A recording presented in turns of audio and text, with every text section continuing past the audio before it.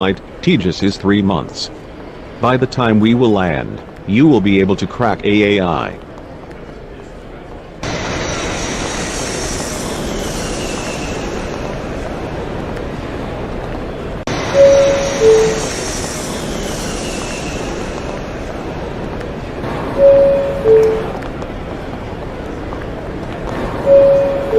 Dear students, this is your educator speaking. This is the final boarding announcement for Flight Tejas. We ask you all to please fasten your seatbelts. The duration of the flight, Tejas, is 3 months. By the time we will land, you will be able to crack AAI.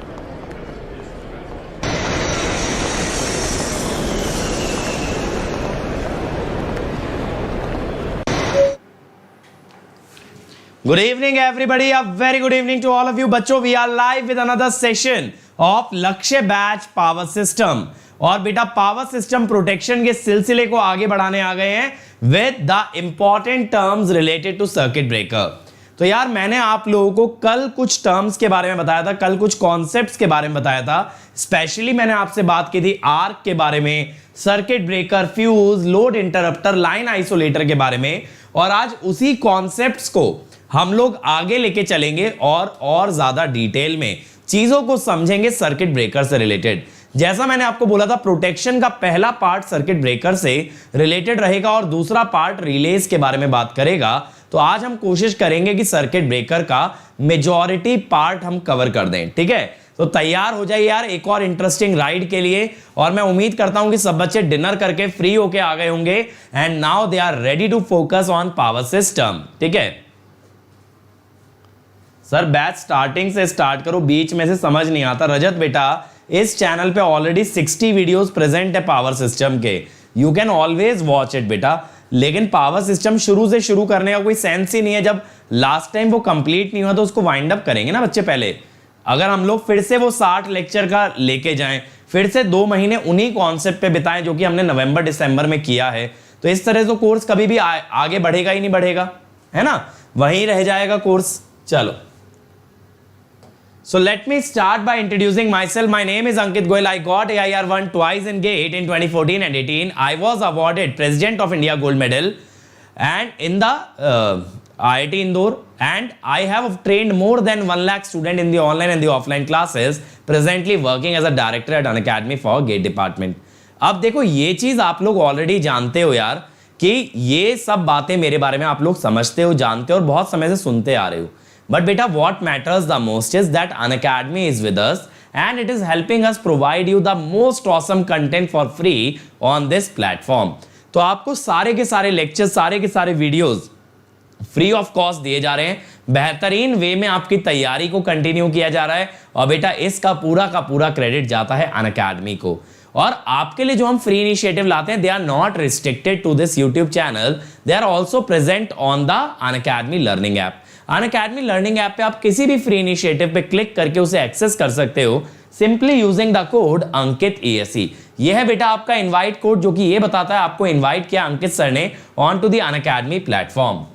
इसके अलावा बच्चों मेरी सारी special classes आपको यहां मिल जाएंगी. अभी देखो, कल से हम लोग ना 2 स्पेशल क्लासेस पर डे करने वाले हैं.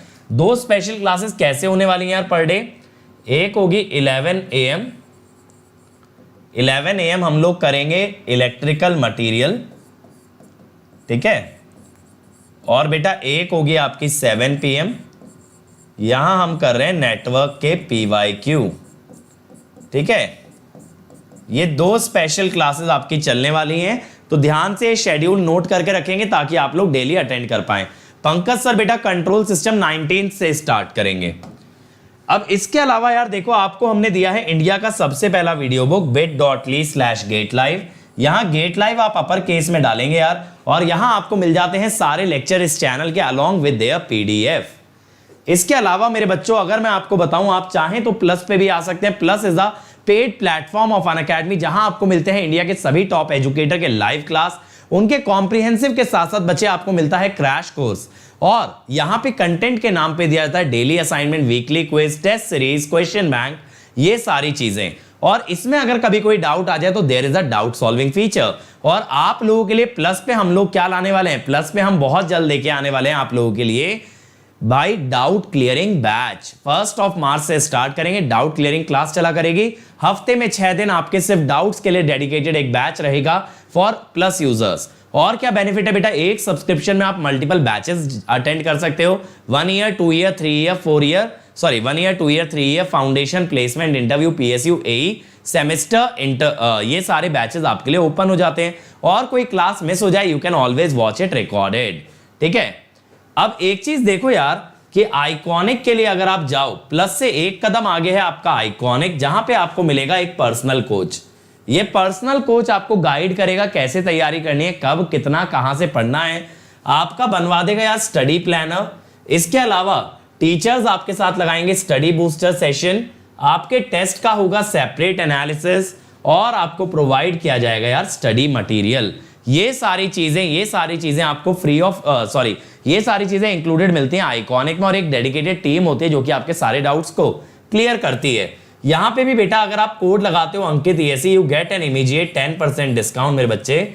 और इसमें आप अगर देखें तो you can use this code for free platform for plus और आइकॉनिक। प्लस और आइकॉनिक पे यूज करने से आपको मिलता है इमीडिएट 10% का डिस्काउंट, और ये डिस्काउंट बहुत ही जल्द मेरे बच्चों 5% होने वाला है, इसलिए जल्दी से जल्दी आप लोग ज्वाइन कर जाइए, इससे पहले डिस्काउंट कम हो। Now we have started a new batch for plus users from 15th of Feb for English speaking student. They can join this batch using the code Ankit ESE. Similarly, we have started a similar batch for ECE students as well. Okay. Then my dear, if you use the code Ankit ESE, आपकी 1 year की fees होगी 27,225, 18 months 34,650, 2 year 39,600। बेटा अभी आपको 10% discount offer किया जा रहा है, ये बहुत जल्द 5% हो जाएगा, इसीलिए मैं रिकमेंड करूंगा कि मैक्सिमम ड्यूरेशन के लिए जाओ और बिना किसी इंटरेस्ट के EMI पे अवेल कर लो। EMI आपको डेबिट कार्ड पे भी मिल जाती है। ठीक है, इसके अलावा देखो अगर अंकित ESE कोड लगाते तो आइकॉनिक 1 ईयर फीस आपका होगा 45,225 और 2 ईयर होगा 66,600। अगेन आई वुड रिकमेंड कि आप 2 ईयर के लिए जाइए, पर मंथ कॉस्ट मिनिमम होगा और आप EMI पे ले सकते हैं। बेटा यहां आपको 10% डिस्काउंट ऑफर किया जा रहा है जो कि बहुत जल्द हो जाएगा 5%। चलिए तो शुरू किया जाए भाई आज का सेशन। आज का सेशन शुरू करने से पहले रोज की तरह एक line, work hard in silence and let your Lamborghini make the noise. तो यार थोड़ा सा फंकी स्टेटमेंट है, लेकिन यहां पे ना बहुत इंपॉर्टेंट मैसेज आपको जाता है।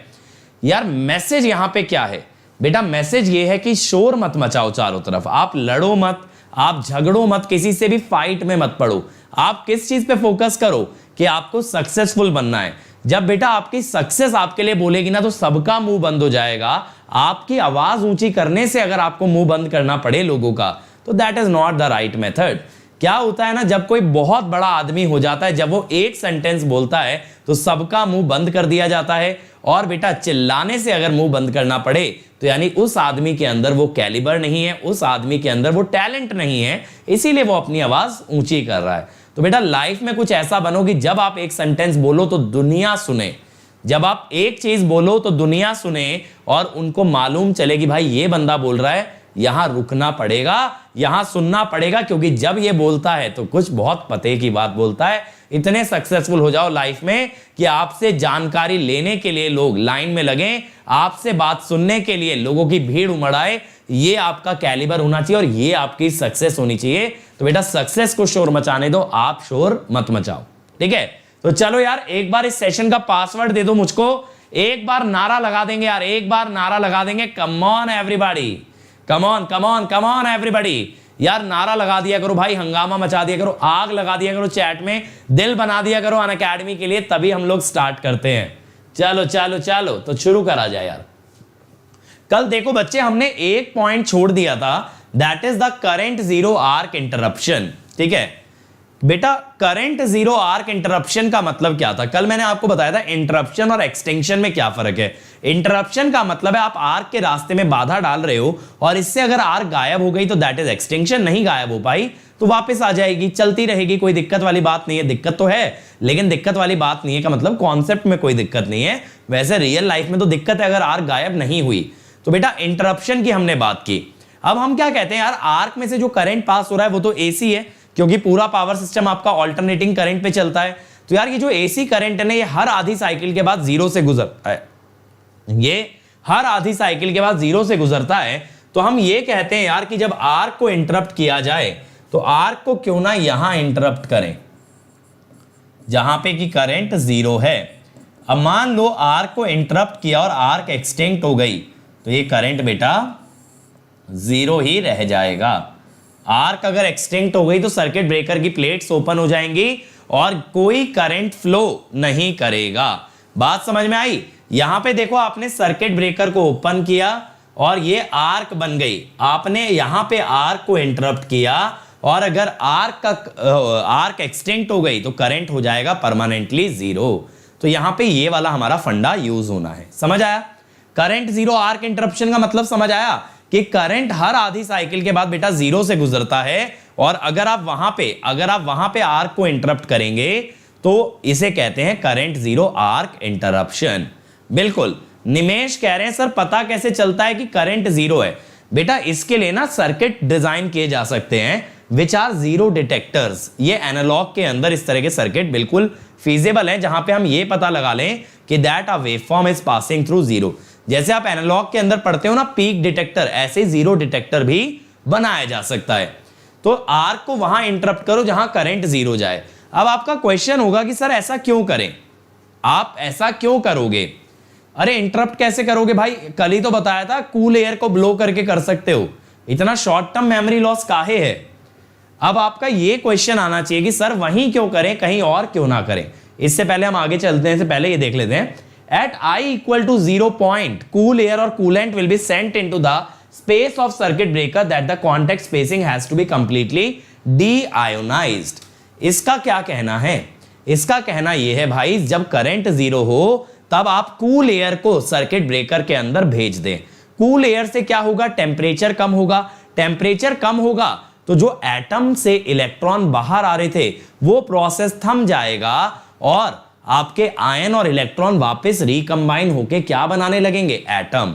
देखो क्या होता है मेरे भाई, एक सिंपल सी अगर मैं बात करूं आपसे, देखो यहीं पे मैं आपको दिखाता हूं। मान लो सोडियम जैसे है, एक एग्जांपल ले रहा हूं एक केमिकल रिएक्शन का। इसको क्या कहते हैं यार? इसको हम कहते हैं आयोनाइजेशन, जहां पे एक एटम एक आयन और इलेक्ट्रॉन में टूट गया और अगर बेटा ये वापस से Na बना ले तो इसे कहोगे डी आयोनाइजेशन या रिकॉम्बिनेशन। तो हम क्या कह रहे हैं यार, जब टेम्परेचर हाई होता है तो आयंस में टूटने लगते हैं यार। जब टेम्परेचर हाई होता है तो एटम टूटने लगता है आयंस में। लेकिन मेरे बच्चों क्या करोगे, अगर आप कूल एयर डाल के टेम्परेचर कम कर दोगे तो ये आयन और इलेक्ट्रॉन जुड़ के वापस क्या बना देंगे? एटम। और ये फिर से क्या हो जाएगा? इंसुलेटर। जब आपकी एक गैस में या एक मीडियम के अंदर आयंस और इलेक्ट्रॉन्स बन गए थे तो इंसुलेटर बन गया था कंडक्टर। अगर ये वापस जुड़ के एटम बन गया तो again it will become a insulator. तो हम सिर्फ इतना कह रहे हैं आर्क को जब इंटरप्ट करना है यानी उसके अंदर जब कूल एयर भेजनी है तो किस पॉइंट पे भेजी जाए जहां पे आपका करंट जीरो है, ताकि आप पूरे मीडियम को वापस से डी आयनाइज करके इंसुलेटिंग मीडियम में कन्वर्ट कर दें। तो यहां पे देखो क्या होता है, जब आयनाइजेशन हो रहा है ना तब आपका ये मीडियम कंडक्टिंग बन गया यार, और जब डी आयनाइजेशन हो रहा है तो ये बन जाएगा वापस से इंसुलेटिंग। समझ आया? तो जब आप इलेक्ट्रॉन्स रिलीज कराओगे तो भाई कंडक्टर, और इलेक्ट्रॉन जब वापस से कंबाइन कराएंगे तो दैट इज इंसुलेटर। इस चीज पे हमें काम करना है।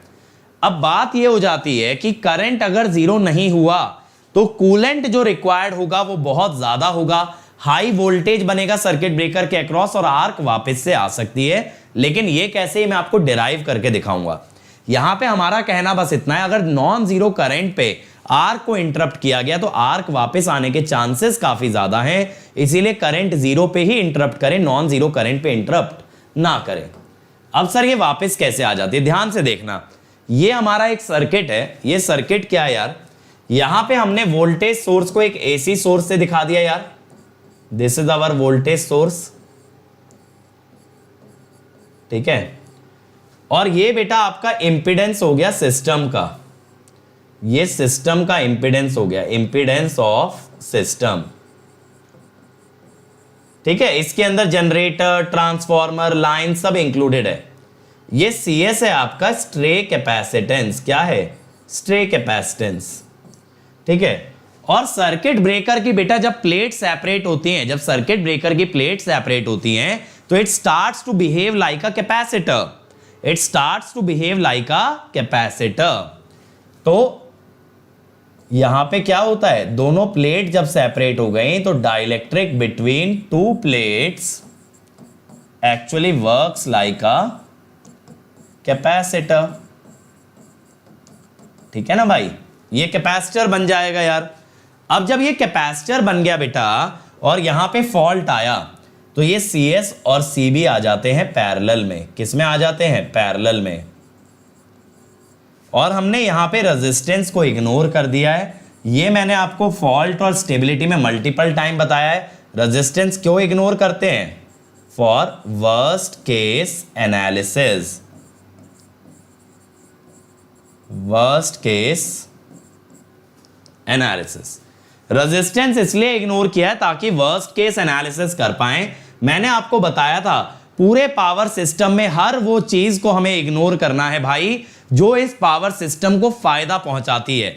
आप ये कहोगे यार कि फायदा कैसे पहुंचाएगा सर, रेजिस्टेंस तो नुकसान करता है। बेटा फॉल्ट के केस में हाई करंट होता है और रेजिस्टेंस उस करंट को घटाने की कोशिश करता है जिससे कि हमें फायदा मिल रहा है। स्टेबिलिटी में एनर्जी ज्यादा होती है जब फॉल्ट आ जाता है, रेजिस्टेंस उस एनर्जी को डिसिपेट करता है, अगेन फायदा मिलता है। तो रेजिस्टेंस हमेशा फॉल्टी कंडीशन में फायदा पहुंचाता है, तो रेजिस्टेंस को इग्नोर करके you are doing the worst case analysis. आप ये देखना चाहते हो सबसे बदतर कंडीशन में क्या मेरा सिस्टम काम करेगा, अगर सबसे बदतर कंडीशन में काम करेगा तो उससे बेहतर कंडीशन में तो हमेशा काम करेगा, कभी दिक्कत नहीं आने वाली। ये चमका या नहीं चमका, जल्दी से बताओ। अगर घटिया से घटिया कंडीशन में सिस्टम ऑपरेशनल है तो उससे बेहतर कंडीशन में हमेशा ऑपरेशनल होगा। तो जब सिस्टम में ऑसिलेशन आती है तो रेजिस्टेंस डैंप आउट करता है, हेल्पफुल है। जब फॉल्ट करंट आता है तो रेजिस्टेंस उसे घटाता है, अगेन हेल्पफुल है। तो जहां जहां रेजिस्टेंस हेल्पफुल है तो रेजिस्टेंस को अगर हटा दोगे तो you are doing the worst case analysis. अब ये दो कैपेसिटेंस पैरेलल में आ गई, कैसे देखो, एक टर्मिनल ये कॉमन हो गया, एक बेटा यहां से कॉमन हो गया, पैरेलल में आ गई ना, तो C इक्विवेलेंट हम लिखेंगे CS प्लस CB। अब देखो क्या होता है यार, मान लो कि करंट I है, मान लो कि करंट I है, करंट I फ्लो कर रहा है ड्यू टू फॉल्ट, ठीक है। बिल्कुल स्टेटस किंग बेटा इस पे आगे बात करेंगे कि एग्जैक्टली जीरो पे आप नहीं इंटरप्ट कर सकते। ऑब्वियसली जीरो के हल्का इधर या उधर ही जाएगा, एग्जैक्ट जीरो कैसे पॉसिबल है बताओ, ठीक है। एग्जैक्ट जीरो तो प्रैक्टिकली पॉसिबल ही नहीं है, ठीक है। अनिरुद्ध बेटा दोनों में ही पूरा होगा, एक इंग्लिश में एक हिंदी लैंग्वेज में। अब देखो यार, हम कहते हैं if arc is interrupted, if arc is interrupted at current I, भाई मान लो पावर सिस्टम में करंट I था, आपने वहां पे इंटरप्ट किया, आर्क इंटरप्ट करते ही करंट बिकम जीरो। भाई अगर बीच में से आपने मीडियम हटा दिया तो आर्क तो चली जाएगी ना यार, सोच के देखो, आर्क तो चली जाएगी कि नहीं चली जाएगी, खुद से मुझे बताना। भाई बीच में जो मीडियम था, जो कंडक्टिंग मीडियम था, अगर आप वही गायब कर दो तो आर्क तो गायब हो जाएगी, तो करंट बिकम्स जीरो। अब बेटा अगर करंट जीरो हो गया तो हम ये कहेंगे energy stored in inductor goes to capacitor. यार आप एकदम से करंट अगर जीरो करोगे तो इंडक्टर की स्टोर्ड एनर्जी तो गायब हो जाएगी। इंडक्टर की स्टोर्ड एनर्जी अगर गायब हो गई तो जाएगी कहां, वो चली जाएगी कैपेसिटर में। किस में चली जाएगी, कैपेसिटर में। समझ में आ रही है ना मेरी बात यहां तक भाई।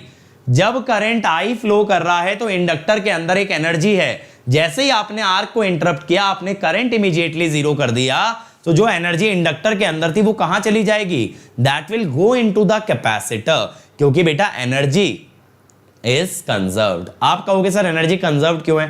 क्योंकि बेटा आपने लॉसेस तो इग्नोर कर दिए हैं। लॉसेस अगर आपने इग्नोर कर दिए हैं, आपने रेजिस्टेंस इग्नोर किया है ना, तो आपने लॉसेस इग्नोर कर दिए हैं, तो इसका मतलब है एनर्जी इज बेसिकली कांस्टेंट। समझ आया? Energy is constant. क्लियर हुआ ये बात? अब इसके अंदर देखो, अगर एनर्जी कांस्टेंट है यार, तो आप बोलोगे इंडक्टर की जो एनर्जी है that is half L I square. This gets converted to,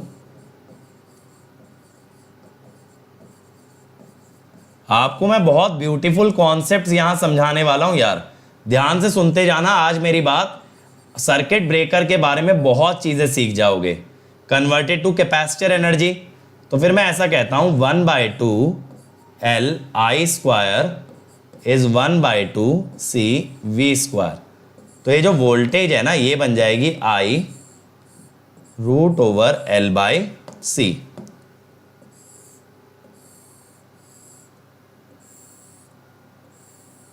ठीक है, I root over L by C, ये एनर्जी वोल्टेज आ गई। ठीक है बेटा, ये जो वोल्टेज आ रही है ना, इसको हम बोलते हैं प्रोस्पेक्टिव वोल्टेज।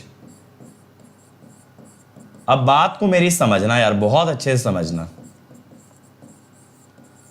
हम ये बोलेंगे यार कि इफ आर्क इज इंटरप्टेड, ध्यान से सुनते चलना, if arc is interrupted at non zero current,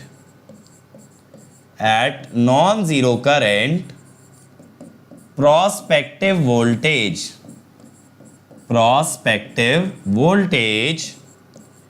appears across circuit breaker contacts. कहां आ जाती है भाई? सर्किट ब्रेकर कॉन्टेक्ट्स के अक्रॉस। अब मेरे भाई क्या होता है, अगर ये वोल्टेज हाई है तो बेटा ऐसा हो सकता है इससे बनने वाली इलेक्ट्रिक फील्ड डाइलेक्ट्रिक स्ट्रेंथ को क्रॉस कर जाए। अगर ये वोल्टेज हाई है मेरे बच्चे, तो हाई वोल्टेज से क्या होगा, समझते चलना यार, बहुत कंसेप्चुअल डिस्कशन है और बेसिक है, मतलब फिजिक्स का बेसिक लगा रहा हूं बेटा मैं, यहां कोई बहुत बड़ी चीजें बात नहीं कर रहा हूं। ठीक है, हाई वोल्टेज से क्या होगा? हाई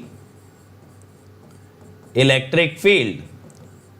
अब ये हाई इलेक्ट्रिक फील्ड बेटा किसी भी तरीके से, अगर ये किसी भी तरीके से ग्रेटर देन डाइलेक्ट्रिक स्ट्रेंथ हो गई, तो दोबारे से क्या आ जाएगा यार? दोबारे से क्या आ जाएगा बेटा? Dielectric breakdown. दोबारे से आ जाएगा डाइलेक्ट्रिक ब्रेकडाउन। अगर बेटा दोबारे से डाइलेक्ट्रिक ब्रेकडाउन आ गया, तो हम इसे बड़े बड़े अक्षरों में लिख देते हैं, इसे हम कहते हैं आर्क रीस्ट्राइक्स, यानी आर्क लौट आई। ठीक है, जैसे मूवी है ना डार्क नाइट राइजेस, बैटमैन लौट आता है, ऐसे ही आर्क दोबारे लौट आई। तो बेटा आर्क को आपने एक बार इंटरप्ट करके गायब तो कर दिया, लेकिन वोल्टेज उस कारण से इतना हाई बन गई कि दोबारे से डाइलेक्ट्रिक ब्रेकडाउन हुआ और आर्क वापस से आ गई। इसे कहते हैं आर्क रीस्ट्राइकिंग या आर्क रीस्ट्राइक्स। तो बेटा बात यह होती है कि अगर आप देखेंगे, करंट हमारा साइनोसॉइडल है ना यार, करंट हमारा कैसा है यार? Current is sinusoidal in nature. Current ऐसा है। ठीक है, अब आपके पास यार दो रास्ते हैं। करंट ऐसा क्यों है सर? क्योंकि भाई पावर सिस्टम एसी है तो करंट साइनोसॉइडल है। अगर आप यहां कहीं इंटरप्ट करते हो, अगर इस पॉइंट पे आप इंटरप्ट करते हो, तो नॉन जीरो करंट है ना यार, यहां पे करंट क्या है? Non zero. तो यहां पे आर्क, या यहां पे आप ये कह सकते हो, आर्क रीस्ट्राइक तो छोड़ दो, कि प्रोस्पेक्टिव वोल्टेज बनेगी।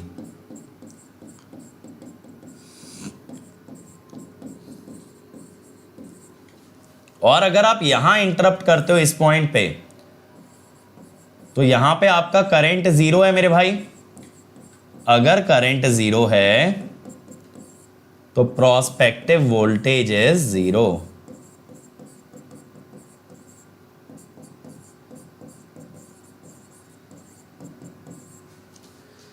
ठीक है भाई, ये क्लियर हुआ। अब क्लियर हुआ भाई किस तरीके से प्रोस्पेक्टिव वोल्टेज आती है। प्रोस्पेक्टिव वोल्टेज इसे कहते हैं I√L/C, जो कि नॉन जीरो करंट पे आर को इंटरप्ट करने से सर्किट ब्रेकर के अक्रॉस बनती है। सर्किट ब्रेकर से अक्रॉस जो वोल्टेज आती है due to interrupting the arc at non zero current. चमका के नहीं चमका, सब लोग जल्दी से बताएंगे यार। चमक गया सब लोगों को, बढ़िया तरीके से समझ आ गया। चलो अब यार बात करते हैं आर्क इंटरप्शन थ्योरीज की। आर्क इंटरप्शन थ्योरीज की कि कैसे आर्क को इंटरप्ट किया जाता है और ये हमें कैसे पता लगता है कि आर्क दोबारा आएगी या नहीं आएगी।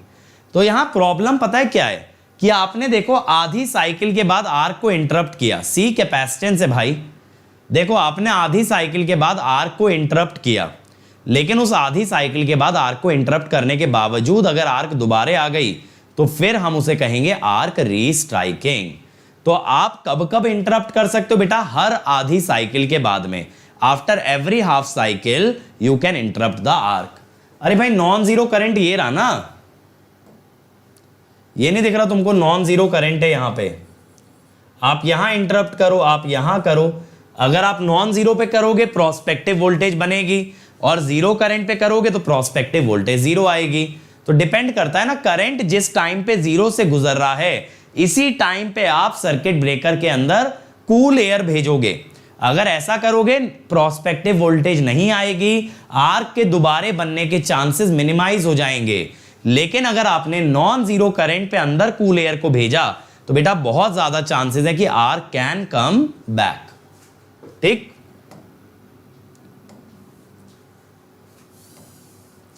अब देखो यार, सबसे पहली थ्योरी होती है रिकवरी रेट थ्योरी। अब ये सर रिकवरी रेट थ्योरी क्या है बेटा? रिकवरी रेट थ्योरी क्या होती है कि एक होता है यार rate of ionization, rate of ionization, और दूसरा होता है रेट ऑफ रिकॉम्बिनेशन। यानी एक वो रेट है यार जिससे आयंस और इलेक्ट्रॉन्स बन रहे हैं, और दूसरा वो रेट है जिससे आयन और इलेक्ट्रॉन जुड़ के वापस से क्या बन रहे हैं, एटम। बेटा वैक्यूम सर्किट ब्रेकर वगैरह सब अलग से डिस्कस करेंगे, चिंता मत करो। अभी जो चीजें समझा रहा हूं पहले ये फोकस करो, ये समझ आ रहा है, यानी इसमें कोई चीज क्लियर नहीं होगी वो मैं आपको एक्सप्लेन करूंगा, लेकिन आगे पीछे की बातें छोड़ के अभी इन चीजों पे ध्यान दो। ठीक है, अब बात पे मेरी ध्यान देना। एक होता है रेट ऑफ आयनाइजेशन, जितनी रेट से एटम टूट के आयन और इलेक्ट्रॉन में कन्वर्ट हो रहा है। यहां पे बेटा एटम टूट के बन रहा है आयन प्लस इलेक्ट्रॉन, और यहां बन रहा है आयन प्लस इलेक्ट्रॉन से वापस से एटम। अब यार ऑब्वियस सी बात है, अगर रेट ऑफ आयनाइजेशन ज्यादा होगा, यानी कि ज्यादा तेजी से एटम और आयन और इलेक्ट्रॉन बन रहे हैं, ज्यादा तेजी से आयन और इलेक्ट्रॉन्स बन रहे हैं, ठीक है, या फिर ज्यादा तेजी से जुड़ के वापस एटम बन रहे हैं। दो चीजों को कंपेयर करना है, क्या ज्यादा तेजी से आयंस में कन्वर्जन आ रहा है या ज्यादा तेजी से वापस से एटम की तरफ जा रहे हैं। अगर ये रेट आपका डोमिनेट करेगा, अगर रेट ऑफ रिकॉम्बिनेशन डोमिनेट करेगा बेटा, तो एटम बहुत तेजी से वापस बनेंगे और मटेरियल वापस से क्या बन जाएगा, इंसुलेटर।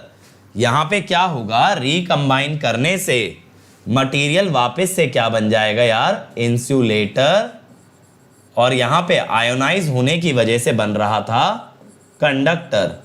तो हमें यही तो कंपेयर करना है कि मटेरियल कंडक्टर ज्यादा तेजी से बन रहा है या फिर इंसुलेटर।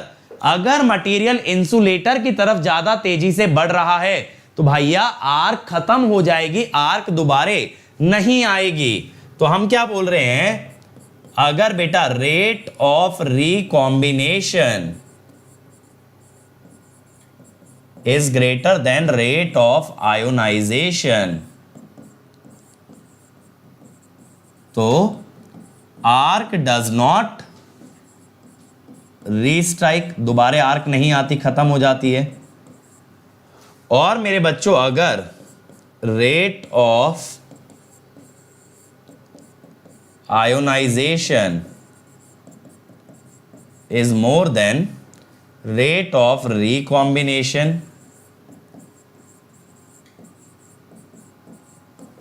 तो आर्क रीस्ट्राइक्स। ठीक है, आर्क रीस्ट्राइक्स। ठीक है यार, रिएक्शन उल्टा है ना दिलशाद। देखो क्या हो रहा है, टेम्परेचर की वजह से एटम से इलेक्ट्रॉन बाहर आ रहे हैं, लेकिन एक पॉजिटिव आयन और इलेक्ट्रॉन में इलेक्ट्रोस्टैटिक अट्रैक्शन भी होता है, तो कुछ वापस से जुड़ के एटम बन जा रहे हैं। टेम्परेचर या गर्मी या एनर्जी के कारण इलेक्ट्रॉन एटम को छोड़ के बाहर आ रहा है, लेकिन फिर पॉजिटिव और नेगेटिव के बीच में जो फोर्स लग रहा है उसकी वजह से वापस भी जुड़ जा रहे हैं। तो अब अगर जुड़ने का रेट ज्यादा हुआ तो यानी मटेरियल वापस से क्या बन गया, इंसुलेटर, आर्क नहीं आएगी। और टूटने का रेट ज्यादा हुआ तो मटेरियल क्या बन गया, कंडक्टर, तो आर्क वापस आएगी। तो हम यहां पे ना इसको और बेटर वे में कैसे एक्सप्रेस करते हैं यार, देखो यहां पे हम कहते हैं अगर rate of rise of restriking voltage, अभी रीस्ट्राइकिंग वोल्टेज पे मैं आऊंगा आगे, is greater than rate of rise of dielectric strength,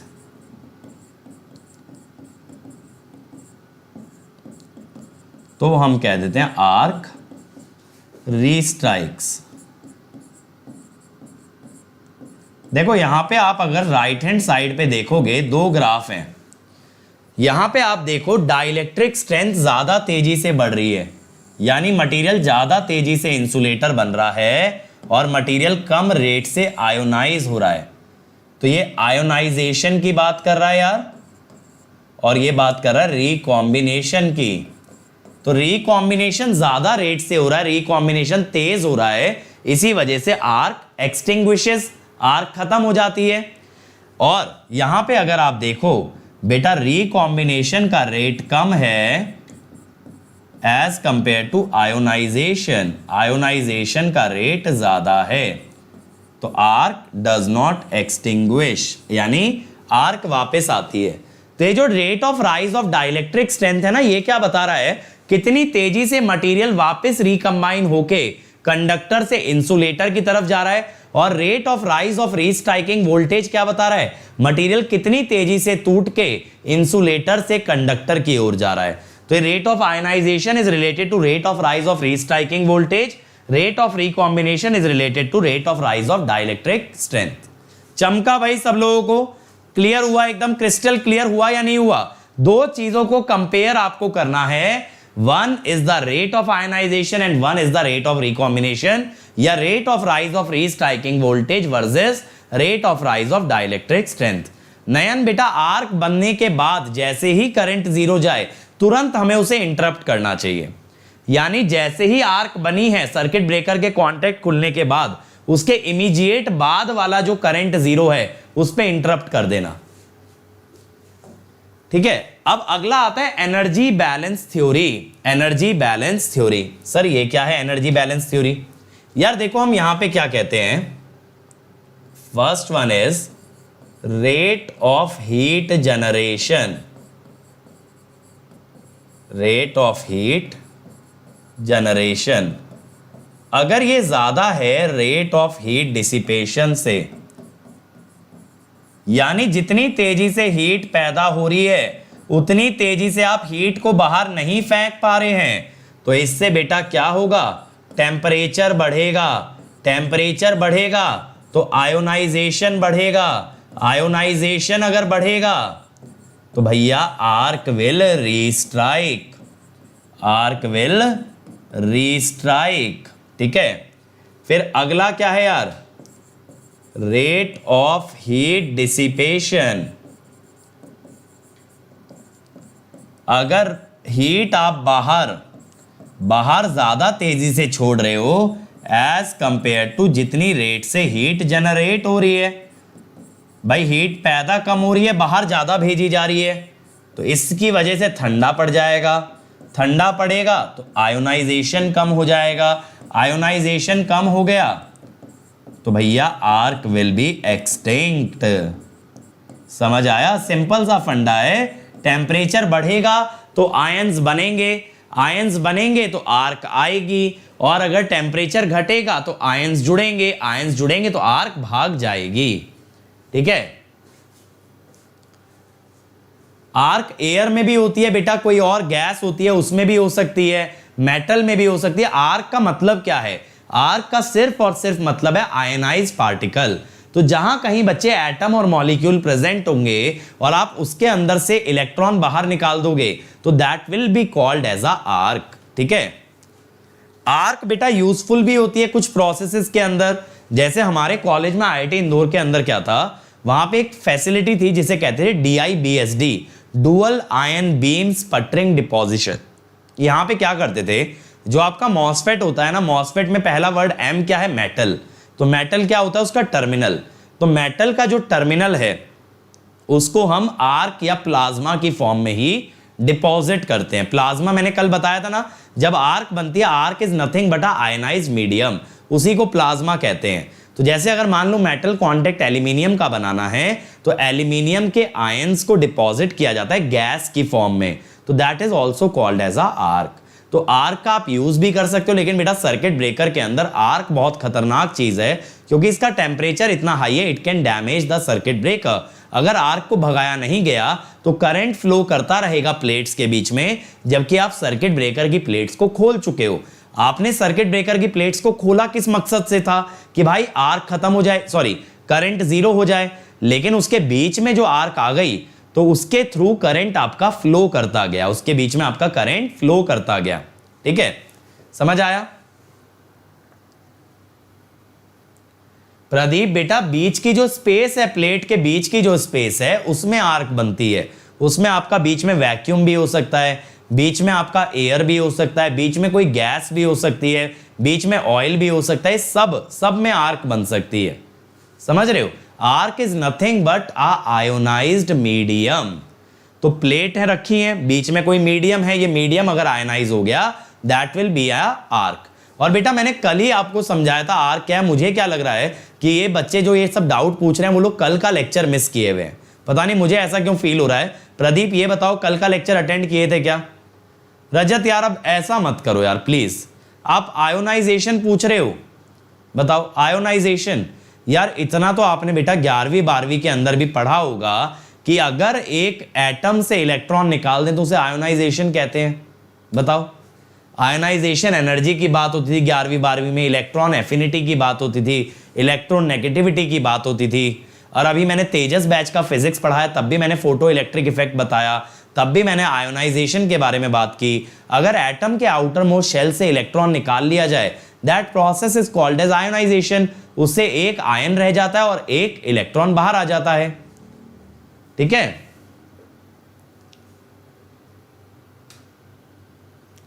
Satish बेटा सिर्फ प्रोस्पेक्टिव वोल्टेज ही वोल्टेज नहीं होती, दो तरह की वोल्टेज होती है सर्किट ब्रेकर के अक्रॉस, एक ट्रांजिएंट एक प्रोस्पेक्टिव। तो प्रोस्पेक्टिव अगर आती है तो टोटल वोल्टेज बहुत हाई हो जाती है। टोटल वोल्टेज अगर हाई हो जाती है तो वो आर्क को दोबारा बना सकती है। प्रोस्पेक्टिव नहीं आई तो एक ही होगी, दैट इज द आपकी ट्रांजिएंट वोल्टेज। ठीक है? अब ये क्या है सर, ये ग्राफ कैसा है बेटा? ये पावर डिसिपेशन वर्सेस टाइम को शो कर रहा है कि इनिशियली आपकी पावर डिसिपेशन बढ़ती है तो इस रीजन में आर्क रीस्ट्राइक होने का चांस है, और जब पावर डिसिपेशन और हीट डिसिपेशन कम होने लगती है विद रिस्पेक्ट टू टाइम तो यहां पे आर्क एक्सटिंक्ट हो जाती है। ठीक है? चलो आगे चलते हैं। अब भाई बात आती है आर्क के रिलेटेड इंपॉर्टेंट टर्म्स। आर्क के अंदर इंपॉर्टेंट टर्म्स जो होते हैं that is what we need to understand. ठीक है? अब देखो यार सारे डाउट्स तो मैं नहीं ले पाऊंगा आप लोगों के, ऑब्वियसली आप लोगों को जो है ना थोड़ा सा स्टडी करना पड़ेगा, पिछला लेक्चर भी यूट्यूब पे it is not at all possible to answer each and every student to be honest. अब देखो यार क्या होता है, जब बेटा यहां पे आपकी आर्क एक्सटिंक्ट हो जाए, ध्यान से सुनना मेरी बात, आर्क एक्सटिंक्ट हो जाए यानी फाइनली आर्क रिमूव्ड। अगर बेटा आर्क एक्सटिंक्ट हो जाए, समझ रहे हो, तब क्या होगा, तब सर्किट ब्रेकर ओपन हो चुका है, फिर तगड़ी तरीके से पूरी तरीके से ओपन हो चुका है, तो अब जो वोल्टेज आएगी, वोल्टेज अक्रॉस सर्किट ब्रेकर जो आएगी वो 50 हर्ट्ज होगी और इसकी आरएमएस वैल्यू को हम कहते हैं रिकवरी वोल्टेज। क्या बोलते हैं, रिकवरी वोल्टेज। समझ आया, समझ आया भाई।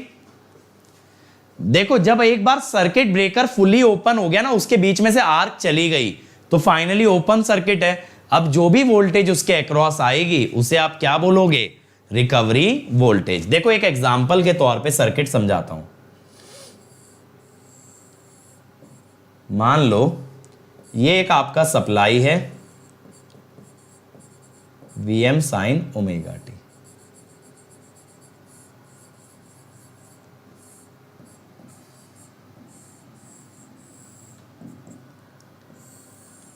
मान लो यार ऐसा हुआ। अब अगर ये सर्किट ब्रेकर है और सपोज ये ओपन हो जाता है तो आप मुझे बताओगे सर्किट ब्रेकर के अक्रॉस वोल्टेज कितनी बनेगी। आप कहोगे सर पूरी वोल्टेज इसी के अक्रॉस आ जाएगी, Vm sine of omega T. तो यहां पे रिकवरी वोल्टेज कितनी होगी यार, recovery voltage will be maximum by √2, that is the RMS value. ठीक है, मैक्सिमम बाय √2। समझ आ गया भाई। नहीं बेटा, करंट जीरो पे अगर आपने सर्किट ब्रेकर ओपन भी किया तो भी आर्क बनेगी, क्योंकि it is leading to sudden change in the circuit. आप प्रोस्पेक्टिव वोल्टेज और आर्क को अभी अलग अलग रखो। प्रोस्पेक्टिव वोल्टेज एक एडिशनल वोल्टेज होती है जो कि डेवलप हो जाती है सर्किट ब्रेकर के अक्रॉस। ये एडिशनल वोल्टेज है, इकलौती वोल्टेज नहीं है। देखो क्या होता है, आप नेटवर्क में जब ट्रांजिएंट की बात करते हो तो आप क्या कहते हो यार, ट्रांजिएंट क्या होते हैं, जब कभी नेटवर्क के अंदर कोई सडन चेंज आता है it leads to transient, it always leads to transient. तो एक वोल्टेज तो वहां से बन गई। एक आपने बोला जब आपने आर्क को इंटरप्ट किया नॉन जीरो करंट पे, अब जो वोल्टेज बनी that is called as the prospective voltage. तो दो वोल्टेज आई भाई, एक ट्रांजिएंट और एक प्रोस्पेक्टिव, ट्रांजिएंट और प्रोस्पेक्टिव। क्लियर है। तो बेटा उन दोनों का सम अगर हाई हुआ तो it will lead to arc restriking, arc restriking. समझ आया। नरेन बेटा, first of all let me tell you what you wanted to do in 5 days. You wanted to download the videos because I don't believe any particular topic or a chapter a student will cover immediately after GATE, and they would be interested in studying just after coming from GATE examination. The Creatrix website is finally shut down. It is not operational now. There will be no courses available on Creatrix website. Nothing will be sold on Creatrix website. So I'm sorry, I can't extend it for 5 days. That is not at all possible for me. We do have another YouTube channel by the name Unacademy GATE English, where entire syllabus will be covered in English. You can study from there. Okay. Now, अब यार बात आती है active recovery voltage की, active recovery voltage की। नहीं बेटा आदित्य, क्यों ये सब रिलेशन निकाल रहे हो? मैंने क्या बताया यार, आप लोग इतना कंफ्यूज क्यों हो रहे हो? पहले ऐसा समझो, दो चीजें हैं, एक इंटरप्शन और एक एक्सटिंक्शन।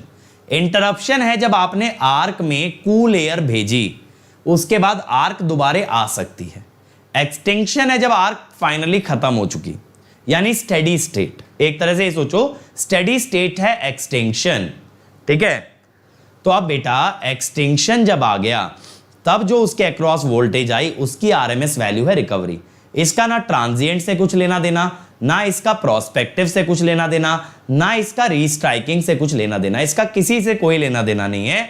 एक बार जब आपका सर्किट ब्रेकर ओपन हो गया, जब उसके अंदर की आर्क पूर्ण रूप से खत्म हो गई, तब बेटा जो उसके अक्रॉस वोल्टेज बनती है that is called as the recovery voltage. पूरी तरह से आर्क गायब होने के बाद, समझ आया? प्रोस्पेक्टिव वोल्टेज क्या है, बस इतना याद रखो, अगर नॉन जीरो करंट पे आपने उसके अंदर कूल एयर भेजा तो जो वोल्टेज बनेगी that is called as prospective voltage. अब प्रदीप कह रहे हैं √2 कहां से है। प्रदीप मेरे भाई ये भी नहीं जानते क्या साइनोसॉइडल की आरएमएस और पीक के अंदर √2 का फैक्टर होता है, बताओ। ये भी मुझे समझाना पड़ेगा क्या भाई, एक चीज बताओ ना मुझे, सच में मतलब इतना बेसिक लेवल पे जाना पड़ेगा कि साइनोसॉइडल का जो आरएमएस होता है दैट इज पीक बाय √2। ऐसा नहीं करो यार। अब एक्टिव रिकवरी वोल्टेज,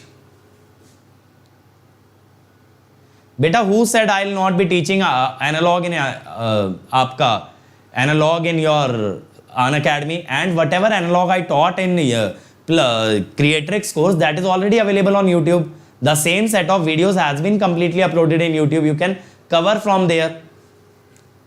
अब देखो यार, एक्टिव रिकवरी वोल्टेज पे आओ। इट इज द, सुनना ध्यान से, इंस्टेंटेनियस वैल्यू ऑफ 50 hertz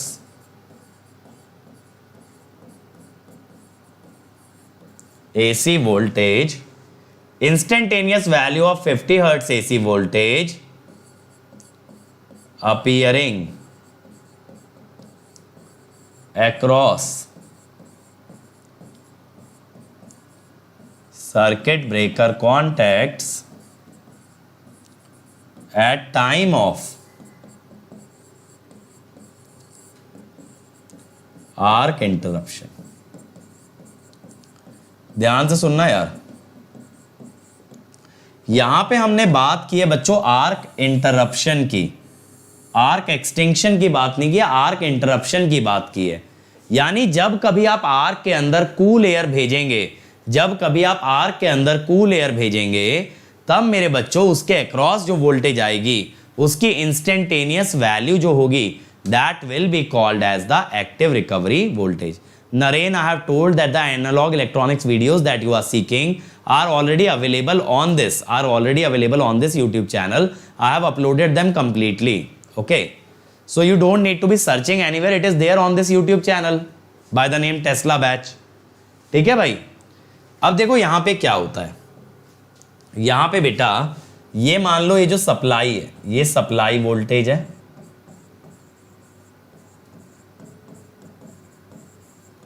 और मेरे बच्चों ये है आपका फॉल्ट करंट। क्या है ये? Fault current. और ये कितना लैग कर रहा है वोल्टेज से? लैग कर रहा है by an angle phi. Phi angle lag कर रहा है। अब अगर ये फाई एंगल लैग कर रहा है बेटा तो ये अगर 2 पाई हुआ तो ये होगा 2 पाई प्लस फाई। अब मान लो यार आपने ना आर्क को यहां इंटरप्ट किया है जहां पे करंट 0 है, आपने आर्क को यहां पे इंटरप्ट किया है जहां पे करंट 0 है। अब यहां वोल्टेज क्या होगी? अब वोल्टेज की अगर आप इक्वेशन देखो it is Vm sine omega T. अब मैं कह रहा हूं arc interrupted at I equal to 0 और omega T equal to 2 pi plus phi. तो वोल्टेज कितनी होगी? Vm साइन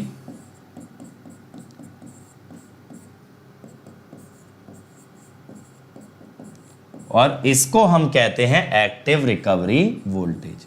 समझे? अभी मैंने आपको क्या बताया था, रिकवरी वोल्टेज क्या थी यार? Vm बाय √2 और ये कितनी है? Vm sine phi. अब फॉल्ट करंट तो यार हमेशा लैगिंग होगा ना, क्योंकि आपके सर्किट के अंदर इंडक्टेंसेस होती हैं, पावर सिस्टम के अंदर इंडक्टेंसेस होती हैं। तो बेटा फॉल्ट करंट, बेटा मेरी अब कोई बुक अमेजोन पे सेल नहीं होती है। Fault current lags supply voltage by phi.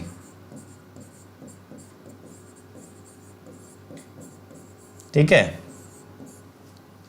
Fault current lags the supply voltage by phi. ठीक है, ये बात समझ में आ गई? समझ में आया? क्योंकि आपके पावर सिस्टम के अंदर इंडक्टेंसेस हैं तो करंट हमेशा लैगिंग आता है। तो जब करंट जीरो है उस टाइम पे अगर आप आर्क को इंटरप्ट करोगे तो जो भी वोल्टेज आएगी instantaneous value, that will be called as the active recovery voltage. RMS value को क्या कहते हैं? Recovery voltage. अमन बेटा, as far as I remember कुछ दिन पहले शायद आप ही इस चैनल पे स्पैमिंग कर रहे थे, ठीक है। अब आगे आते हैं। अब यार क्या होता है ना, एक्टिव रिकवरी वोल्टेज का जो पूरा फॉर्मूला होता है, एक्टिव रिकवरी वोल्टेज का जो पूरा फॉर्मूला होता है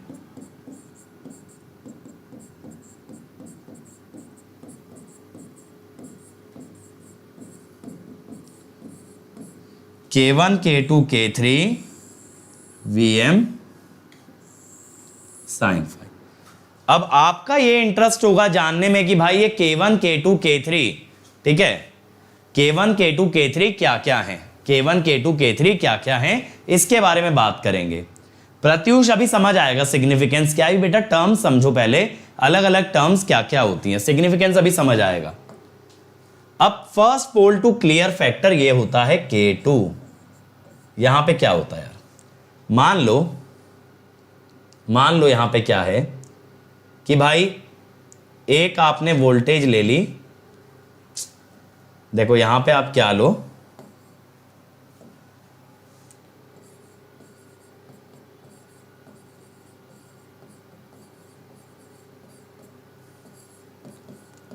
आपने ना 3 वोल्टेज ले ली 3 फेज की,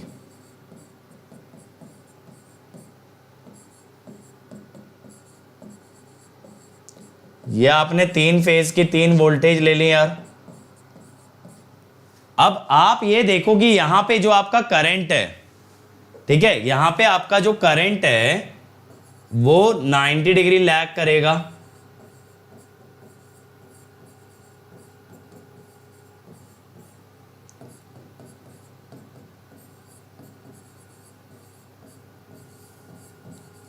बाकी यार थर्ड ईयर में हो और 45 मार्क्स अगर आपके आ रहे हैं तो मैं ये रिकमेंड करूंगा ईएससी 2021 और गेट 2022 की तैयारी करो, ताकि आप ईएससी का कोर्स अभी भी तैयार कर लोगे तो ईएससी 2022 और गेट 2022 निकाल दोगे। तो टेक्निकल नॉन टेक्निकल को साथ में लेके चलो, ठीक है। अब ये आपकी वोल्टेज और करंट आ गए, ये वोल्टेज और करंट आ गए। बेटा एक्टिव रिकवरी वोल्टेज को प्रोस्पेक्टिव से क्यों जोड़ रहे हो बताओ? आप लोग क्यों प्रोस्पेक्टिव वोल्टेज पे बार बार जा रहे हो? मैंने बताया था नॉन जीरो करंट पे इंटरप्ट करके एक एक्स्ट्रा वोल्टेज बनती है, वो प्रोस्पेक्टिव है, अभी उसे साइड रख दो, उस पे मत जाओ। अभी ये जो टर्म्स की बात हो रही है यार, ये सेपरेट टर्म्स है, रिकवरी वोल्टेज और एक्टिव रिकवरी वोल्टेज। देखो यहां पे मैंने जीरो करंट पे तो इंटरप्ट किया है, जीरो करंट पे तो इंटरप्ट किया है, उस टाइम पे ये जो इंस्टेंटेनियस वोल्टेज है इसको मैंने ARV बोला है। यहां प्रोस्पेक्टिव वोल्टेज से कुछ लेना देना ही नहीं है। क्यों इतना कंफ्यूज हो रहे हो? प्रोस्पेक्टिव को लेके पीछे क्यों पड़ गए हो? प्रोस्पेक्टिव वोल्टेज का क्या मतलब था? अगर नॉन जीरो करंट पे इंटरप्ट करें तो एक एडिशनल वोल्टेज आती है जिसे कहते हैं प्रोस्पेक्टिव वोल्टेज। लेकिन अभी तो मैं जीरो करंट पे ही मेरे भाई इंटरप्ट कर रहा हूं, और इसके अंदर हम क्या देख रहे हैं कि जो इंस्टेंटेनियस वोल्टेज बनी 50 हर्ट्ज वाली, तो वो है आपकी एक्टिव रिकवरी वोल्टेज। अब समझो यार, हम ये कहते हैं मान लो LG फॉल्ट है, तो ये जो है ना फर्स्ट पोल टू क्लियर, पोल का मतलब होता है जैसे देखो ये स्विच है ना, तो इस वाले पार्ट को जिसको कि आप जोड़ते हो this is called as pole, और ये वाला टर्मिनल कहलाता है throw. First pole to clear का मतलब है कि देखो IA is 0 at omega T equal to 90, तो इस टाइम पे you will interrupt arc in A phase. भाई A का करंट 90 डिग्री पे 0 जा रहा है, तो उस समय A वाले फेज की आर्क को इंटरप्ट करोगे ना, आप उसका फॉल्ट क्लियर करोगे,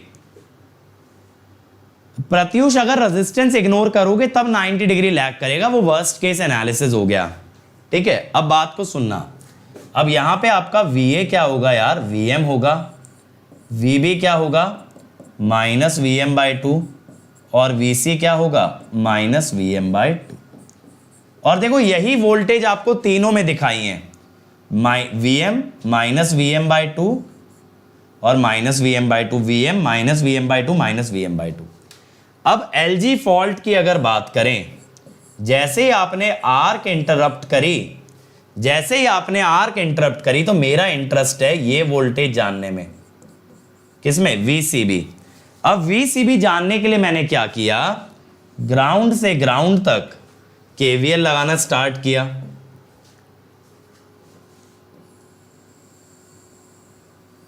ऐसे, ठीक है, तो 0 प्लस VM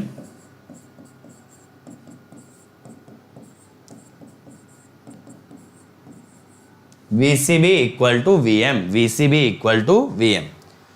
अब ऐसे ही देखो बेटा, लाइन टू लाइन फॉल्ट में,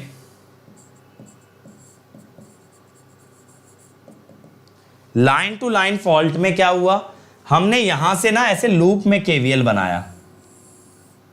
अभी देखो ये शॉर्ट सर्किट का काम कर रहा है। आप कहोगे सर क्यों, क्योंकि बेटा इस आर्क को इंटरप्ट नहीं किया। आर्क हमने कौन सी इंटरप्ट की है, ए फेज वाली आर्क को इंटरप्ट किया है, और अभी हमने बी वाले को इंटरप्ट नहीं किया। तो बी वाला कैसे काम कर रहा है, शॉर्ट सर्किट की तरह। बी वाला अगर शॉर्ट सर्किट की तरह काम कर रहा है मेरे भाई, तो माइनस से plus, plus VM minus VCB और प्लस VM/2।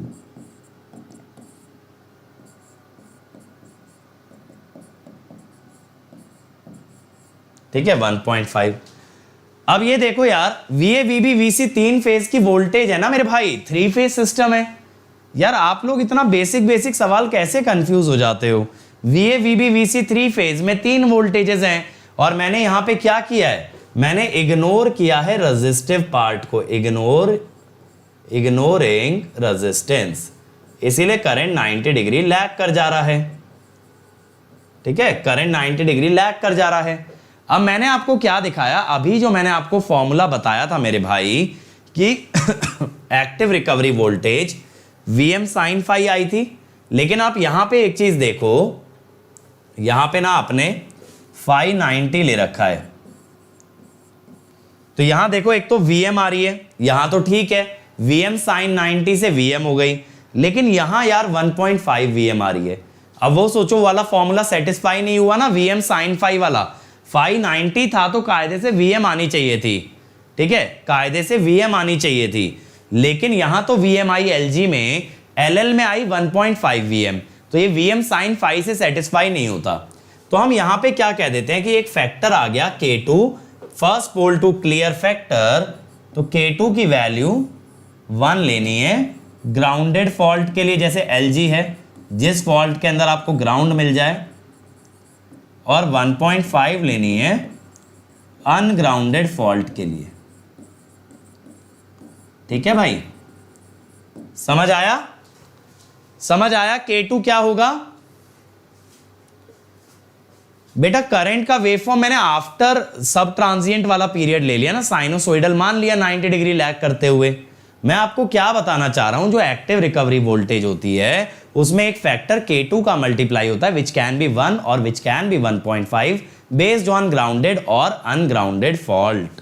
ठीक है, रीस्ट्राइकिंग वोल्टेज। ठीक है, अभी लेकिन इससे पहले थोड़ा सा हम इस पे और डिस्कशन कर लेते हैं। अब देखो यार, आपकी जो एक्टिव रिकवरी वोल्टेज है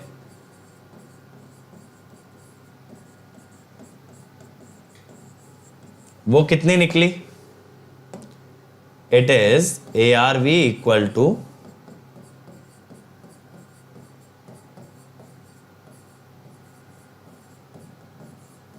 ठीक है। अब इसके अंदर K1 क्या होता है, मैं आपको तीनों फैक्टर बताता हूं। रिडक्शन इन वोल्टेज,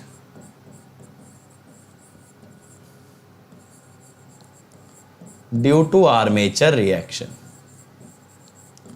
तो पहले मैं आपको ये वाला पैरामीटर एक्सप्लेन करता हूं।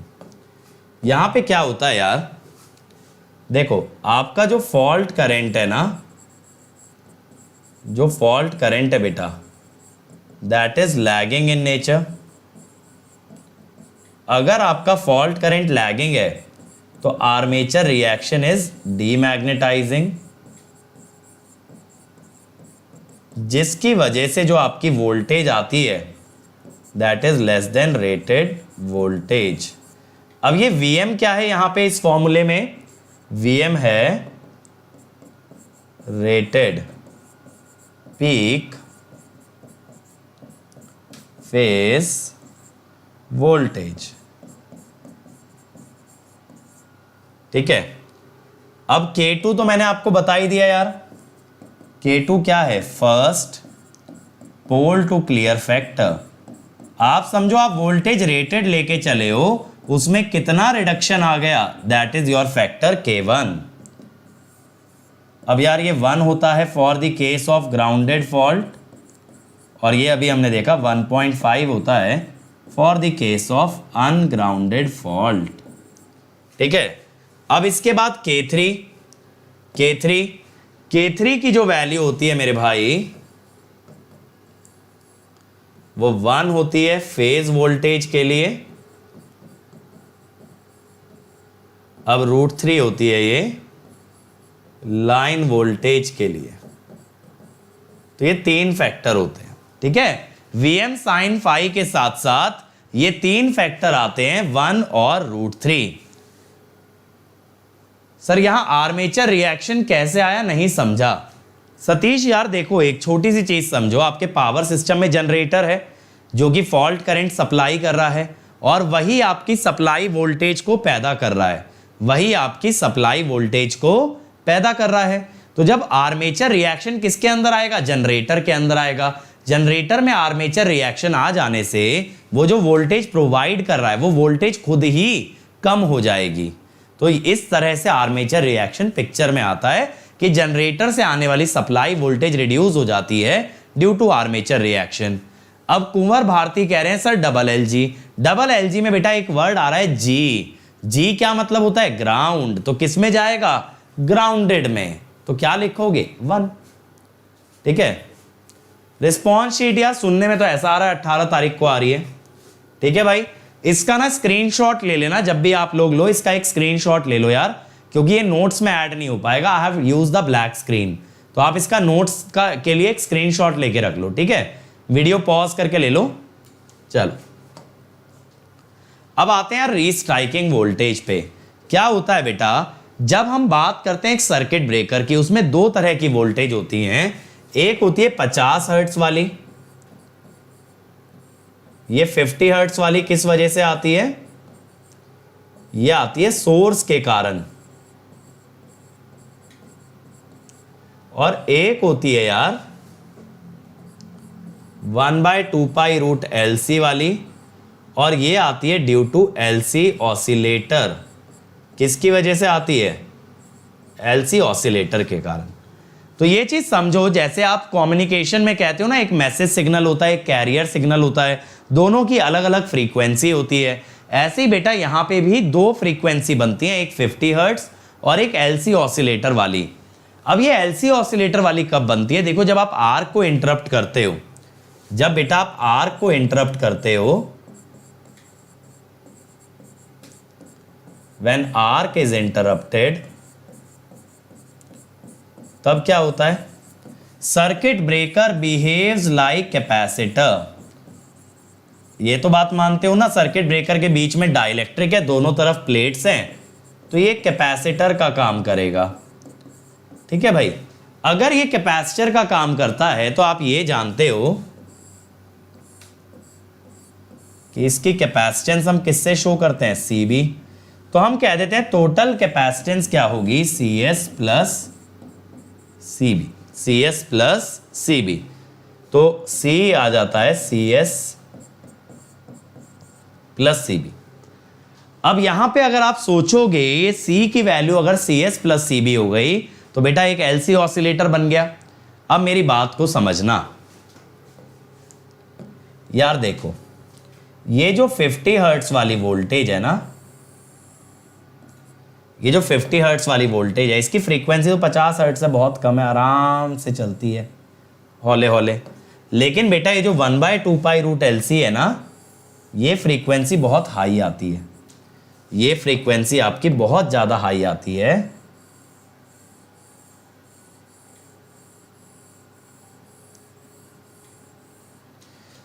तो ये बहुत तेजी से वैरी करती है। ये 50 हर्ट्स वाली है और ये 1/2π√LC वाली। अब मेरी बात को ध्यान से समझना। आपने बोला था, आपने क्या बोला था? आपने बोला था एक्टिव रिकवरी वोल्टेज जो है वो इंस्टेंटेनियस वोल्टेज है। किस टाइम पे?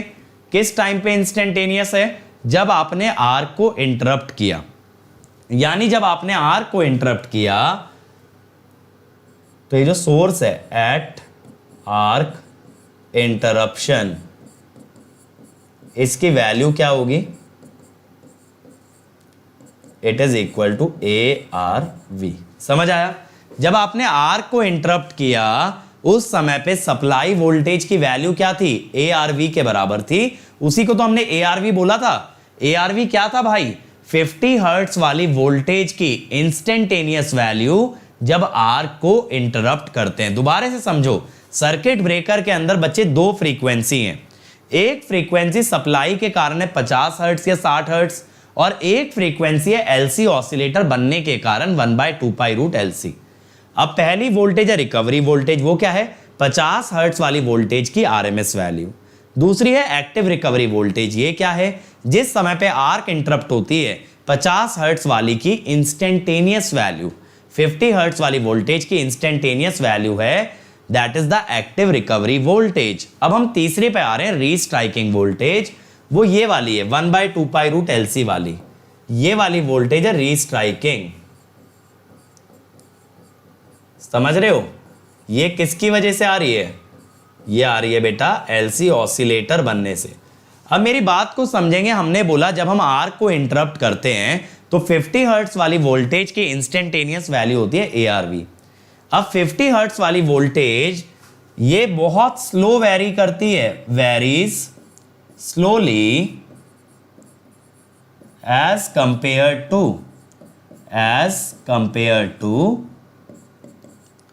1/2π√LC, as compare to 1/2π√LC। बहुत धीमे वेरी करती है। ठीक है, ये इतना धीमे वेरी करती है कि बेटा इसके लिए, इस वाली वोल्टेज के लिए आप इसको कांस्टेंट मान सकते हो। ऐसा सोचो, एक वोल्टेज का टाइम पीरियड है मान लो 20 मिलीसेकेंड और इसका है 1 माइक्रोसेकेंड। सपोज इसका टाइम पीरियड एग्जांपल के तौर पे लो 1 माइक्रोसेकेंड और इधर 20 मिलीसेकेंड। तो इसका पीरियड इतना बड़ा है कि ये बहुत स्लो वेरी कर रही है और ये बहुत तेजी से वेरी कर रही है।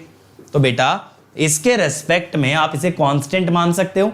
इसके 2 या 3 टाइम पीरियड तक तो इसमें ना के बराबर चेंज आएगा। ऐसा सोचो, इसका टाइम पीरियड 1 माइक्रोसेकेंड, तो 3 टाइम पीरियड भी लिए तो 3 माइक्रोसेकेंड हुआ, और इसका पीरियड कितना है? 20 मिलीसेकेंड। तो इसमें ना के बराबर चेंज आएगा विद रेस्पेक्ट टू दिस। तो मैं क्या बोलता हूं? With respect to restriking voltage, source voltage varies slowly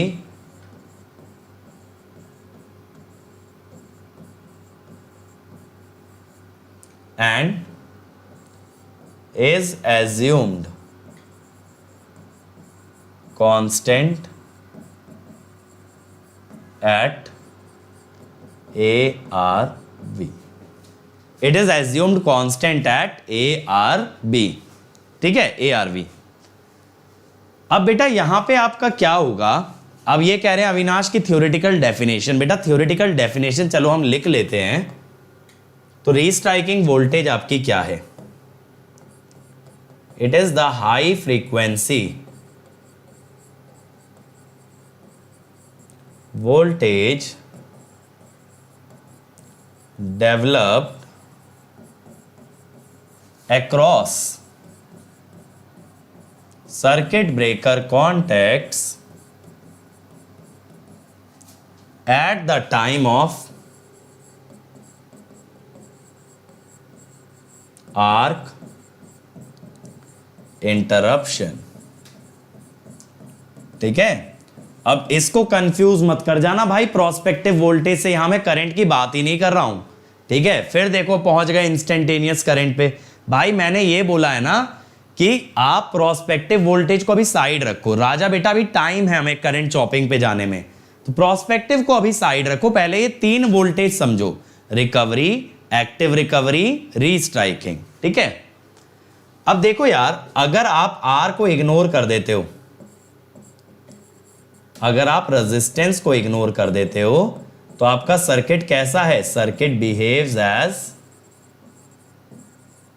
LC oscillator. यार एलसी ऑसिलेटर में बेटा कैपेसिटर की वोल्टेज की इक्वेशन, मैंने एलसी ऑसिलेटर आपको अलग से पढ़ा रखा है, ये बनेगी। एआरवी को एक डीसी सोर्स की तरह ट्रीट कर रहे हो, एक कांस्टेंट वोल्टेज की तरह ट्रीट कर रहे हो, ARV 1 minus cos omega t. This is called as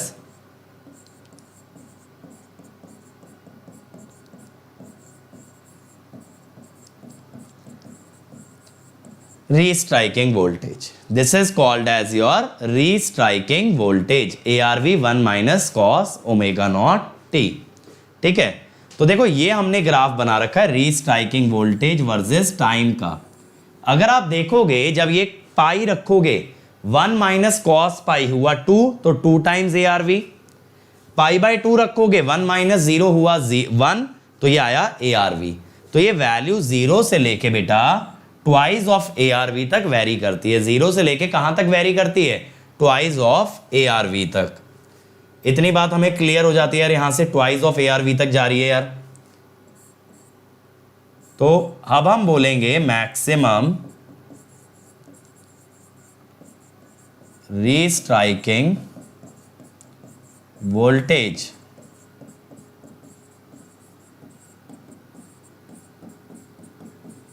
is equal to twice of ARV।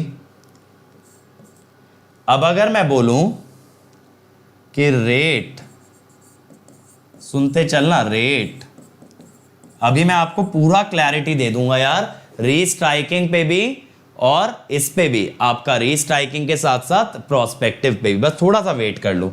Rate of rise of restriking voltage, ये कैसे निकालोगे? dVR by dt।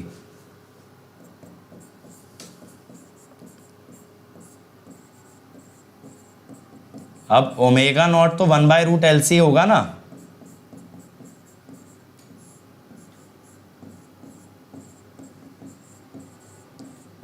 अब ये जो है ना rate of rise of restriking voltage, इसको RRR भी बोलते हैं। अभी याद है मैंने जो पहली थ्योरी बताई थी, आर्क एक्सटेंशन थ्योरी, जब हमने पढ़ी थी, आर्क इंटरप्शन थ्योरी पढ़ी थी, उसमें ये वाला रेट को मैंने रेफर किया था, rate of rise of restriking voltage. अब अगर मैं आपसे बच्चे ये पूछूं कि मुझे इसका मैक्सिमम वैल्यू बताओ, ये RRRV का मैक्सिमम वैल्यू क्या है? क्या है यार? ये है ARV बाय रूट LC। मैं आपसे कहूं एवरेज बताओ यार, साइन का एवरेज कैसे निकालते हो? आधी साइकिल का ले लेते हो तो लिख देते हो 2ARV by pi root LC। ये कैसे निकाला है? Using half cycle.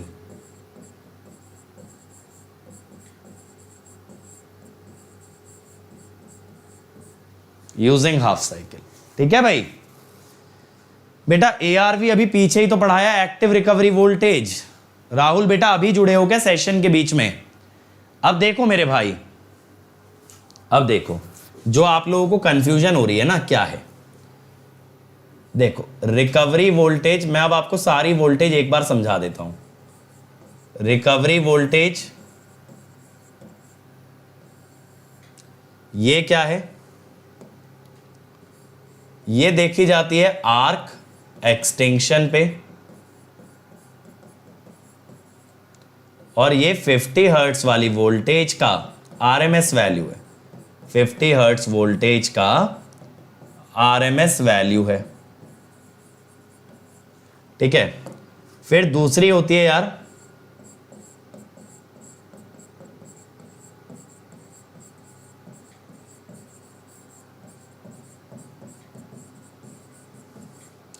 Active recovery voltage. ये आर्क इंटरप्शन पे देखते हैं, और ये क्या होता है, ये होता है 50 हर्ट्ज वाली वोल्टेज का इंस्टेंटेनियस वैल्यू।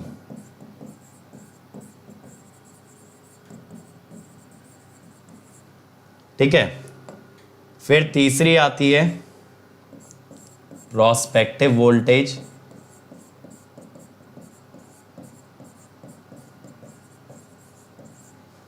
ये होती है I√L/C। I is current at time of arc interruption। समझते चलना भाई अभी। फिर चौथी वोल्टेज मैंने आपको बताई यार, चौथी वोल्टेज मैंने आपको बताई रीस्ट्राइकिंग वोल्टेज।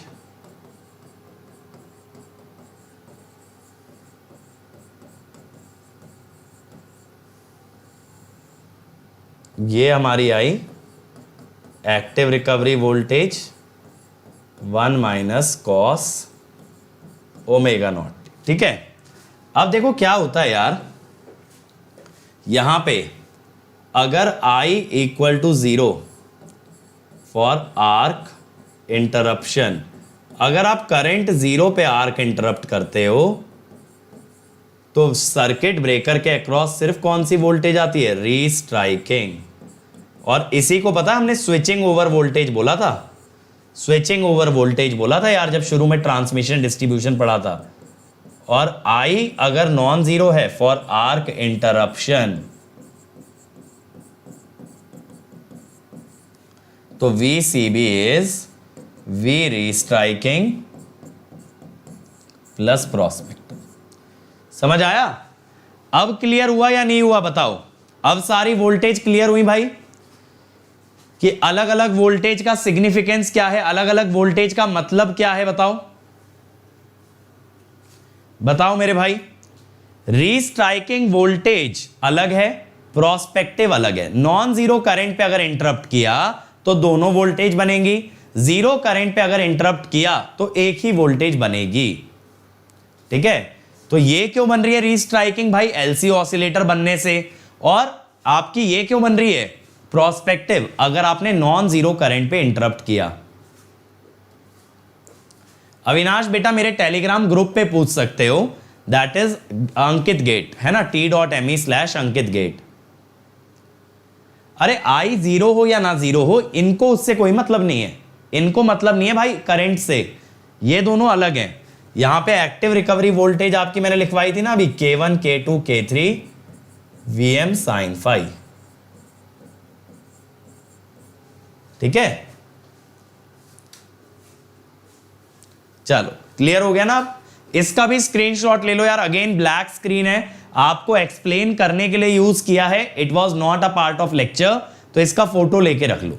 जितने बच्चों को कंफ्यूजन आ रही थी ना ये सारी वोल्टेजेस में, तो ये मैंने समराइज करा दी है। तो यहां ऊपर मैं लिख भी देता हूं यार, दिस इज योर समरी। ठीक है,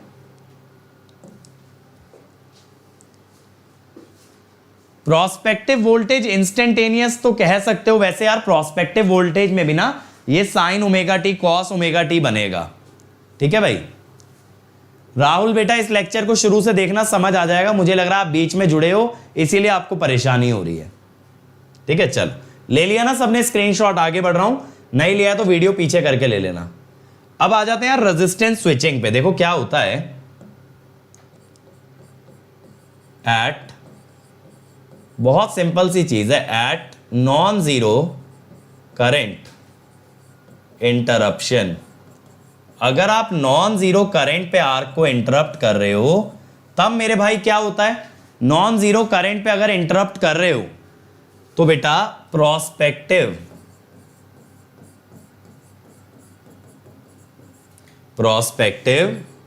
वोल्टेज इज प्रोड्यूस्ड। अब ये क्यों हुई थी यार, प्रोस्पेक्टिव वोल्टेज क्यों प्रोड्यूस हुई थी? क्योंकि यहां पे मेरे भाई energy of inductor got converted into energy of capacitor. ठीक है, अब अगर बात करें प्रोस्पेक्टिव वोल्टेज की भी 1/2 पाई रूट एलसी होगी यार, प्रोस्पेक्टिव वोल्टेज की फ्रीक्वेंसी भी वही होगी 1/2 पाई रूट एलसी। अब देखो अगर यहां बात करें रेजिस्टेंस स्विचिंग की, तो रेजिस्टेंस स्विचिंग में क्या फंडा है, मैं ये कहता हूं अगर हम एक रेजिस्टेंस इंसर्ट कर दें तो हम ये मेक श्योर कर सकते हैं कि इंडक्टर की सारी एनर्जी कैपेसिटर में ना जाए, कुछ एनर्जी रेजिस्टेंस में डिसिपेट हो जाए। अगर सारी एनर्जी नहीं जाएगी तो प्रोस्पेक्टिव वोल्टेज भी कम आएगी, क्योंकि एनर्जी क्या है, हाफ CV स्क्वायर। अगर आपने कैपेसिटर की एनर्जी को कम कर दिया तो उसकी वोल्टेज ऑटोमेटिकली कम हो जाएगी। तो हम ये बोलते हैं by using resistance we dissipate some energy of inductance so that entire energy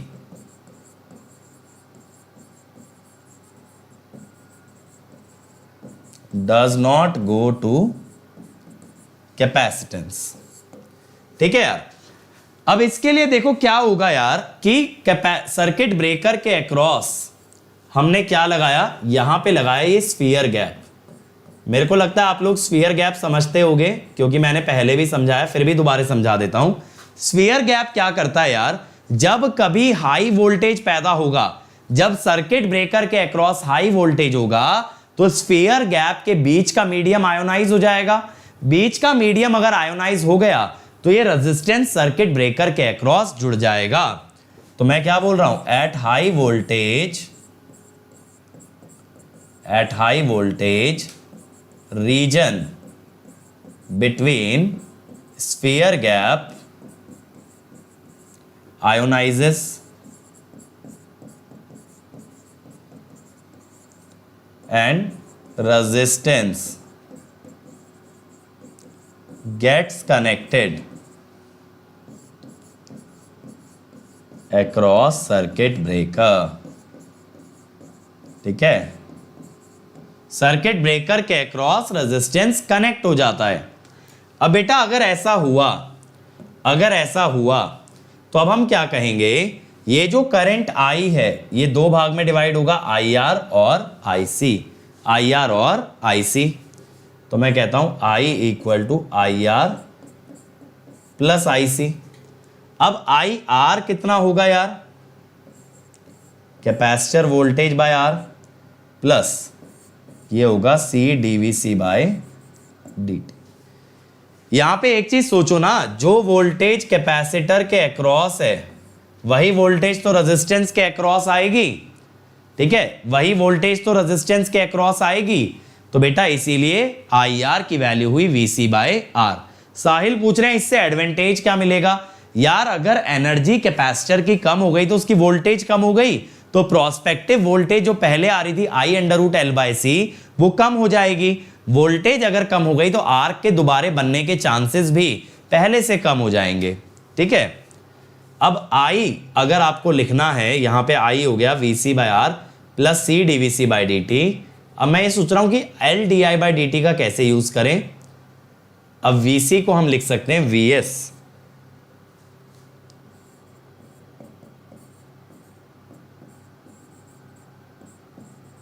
ये लिख सकते हो,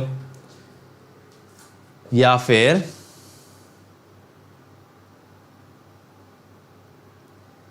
LdI/dt। हाँ, तो यहां पे I की वैल्यू डाल देंगे ना, यहां पे हम I की वैल्यू डाल देंगे। तो देखो हम I की वैल्यू जब डालेंगे, क्या थी इक्वेशन यार, VC equal to VS minus LdI/dt I कितना था यार आपका, आई देखो यहां पे था VC by R plus C DVC by dt। तो यहां से देखो आपको ना डिफरेंशियल इक्वेशन मिल गई यार, कैसी,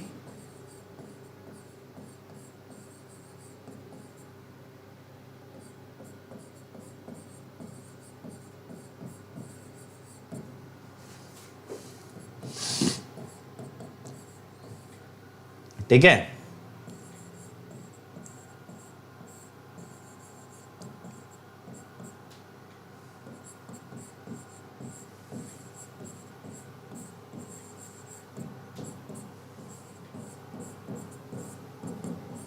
ये बन गई ना सेकंड ऑर्डर इक्वेशन।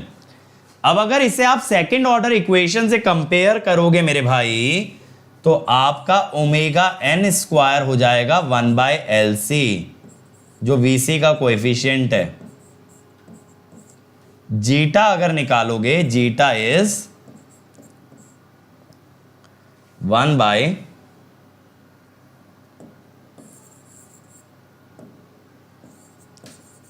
बीच की टर्म 2 जीटा ओमेगा एन होगी। तो जीटा अगर निकालोगे 1/2R √L/C। अब मेरे भाई यहां पे अवनीश वो नेचुरली क्वेंच हो जाएगी जैसे ही आपकी वोल्टेज खत्म हो जाएगी ना, स्फीयर गैप के बीच में जो भी आयनाइजेशन आर्क आई है वो खत्म हो जाती है। वो बेसिकली कंट्रोल्ड आर्क है, वो ऐसे अनकंट्रोल्ड नहीं है।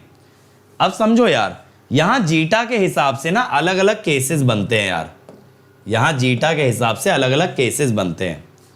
तो ये वाला जो केस है जीटा लेस देन 1 का है, दैट इज अंडर डैम्प्ड। अब अंडर डैम्प्ड अगर जीटा लेस देन 1 है, 1/2R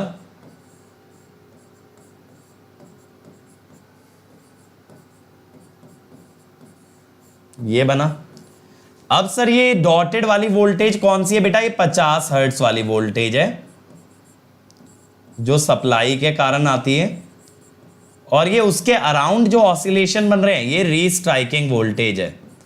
अब बेसिकली हुआ क्या ना यार, रेजिस्टेंस लगा देने से जो ऑसिलेशन आपने रीस्ट्राइकिंग वोल्टेज के देखे थे, देखो मैंने आपको रीस्ट्राइकिंग वोल्टेज के ऑसिलेशन यहां पे दिखाए थे, ये देखो ये ऑसिलेशन क्या थे यार, ये अनडैम्प्ड थे।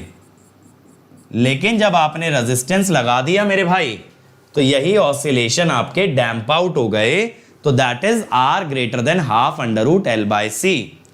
और अगर R इक्वल टू, ये R सॉरी लेस देन होगा, ये वाला R less than half √L/C है, तो दैट इज ओवर डैम्प्ड। क्या है ये, ओवर डैम्प्ड।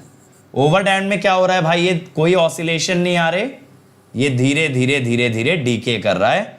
यहां देयर आर नो ऑसिलेशन, समझ आया, यहां कोई ऑसिलेशन नहीं है। और इसी तरह से यहां पे एक तीसरा केस हमने मिस किया है, तीसरा केस मैं ऐड कर दे रहा हूं भाई यहां पे।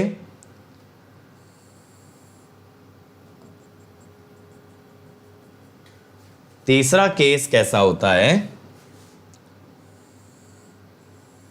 इस टाइप से, जो कि बिल्कुल इसके जीरो आने पे ना साथ में जीरो आए। इसे क्या बोलोगे, क्रिटिकली डैम्प्ड। ये फॉर्मूला यार बहुत ज्यादा इंपॉर्टेंट है, इस पे डायरेक्ट क्वेश्चन पूछा जाता है, ये क्रिटिकली डैम्प्ड वाले पे। समझ में आया,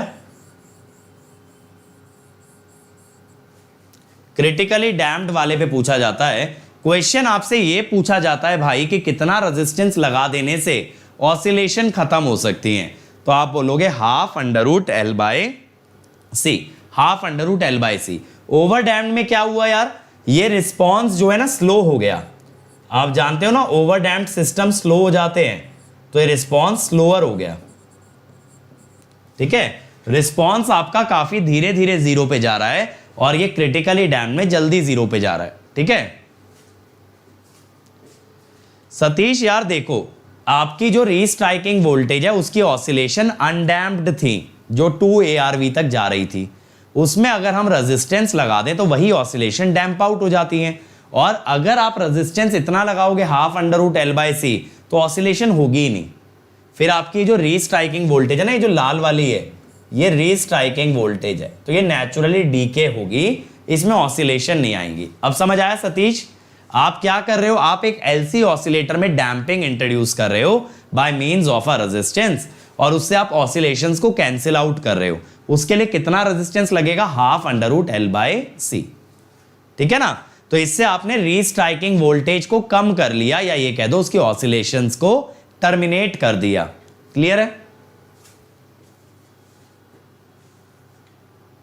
चलो ये क्लियर हुआ ना यार। तो बेटा इसके आगे फिर हम लोग कल कंटिन्यू करेंगे। कल मैं आपको करंट चॉपिंग और ये ratings of circuit breaker cover करूंगा और different type of circuit breaker भी बताऊंगा। ठीक है, ये वाला पार्ट आज हमारा छूट गया है, ये मैं आपको कल कवर करा दूंगा। ठीक है भाई, कल फटाफट कवर कर लेंगे। तो क्वेश्चंस देखो, जैसे पहला क्वेश्चन है, पहले क्वेश्चन में क्या बोला था, inductance and capacitance of a power system up to circuit breaker location are 1 Henry and 0.01 microfarad. The value of shunt resistance required. Rashid अगर R0 होगा बेटा तो फिर आपने क्या कर दिया, कैपेसिटर को शॉर्ट कर दिया। आप 0 क्यों लोगे यार? चलो जल्दी बताओ। आपको L और C दिया है, कितना रेजिस्टेंस लगा के आप ऑसिलेशन खत्म कर सकते हो, जल्दी बताओ। क्या करोगे यहां पे यार? अभी बताया ना मैंने formula, half under root L by C. इस तरह का न्यूमेरिकल आता है यार इस पे।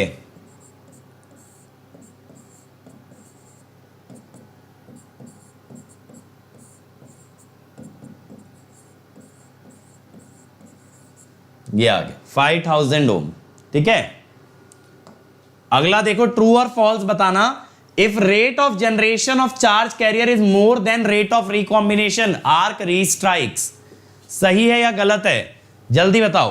Rate of generation is more than recombination, then arc restrikes. True या false? जल्दी बताओ। बिल्कुल इरफान, डेली क्लास होता है बेटा 9:30 से 11। परफेक्ट, ट्रू, ट्रू है भाई। तीसरा question, 3 sections of circuit breaker are provided with circuit breakers 1 से लेके 6 तक। अब भाई अगर F पे फॉल्ट आता है तो पहले कौन ऑपरेट करेगा?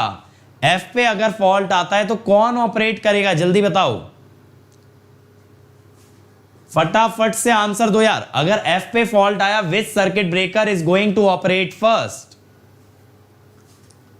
कम ऑन एवरीबॉडी, कौन सा? 4? अरे भाई अगर यहां फॉल्ट आया तो नियरेस्ट सर्किट ब्रेकर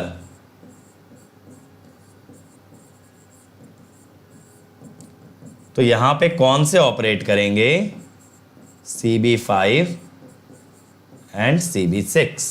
ठीक है, CB5 एंड CB6 दो ऑपरेट करेंगे। जो नियरेस्ट होते हैं ना वो डिस्कनेक्ट करते हैं, तो ये लाइन दोनों तरफ से डिस्कनेक्ट हो जाएगी, इधर से भी और इधर से।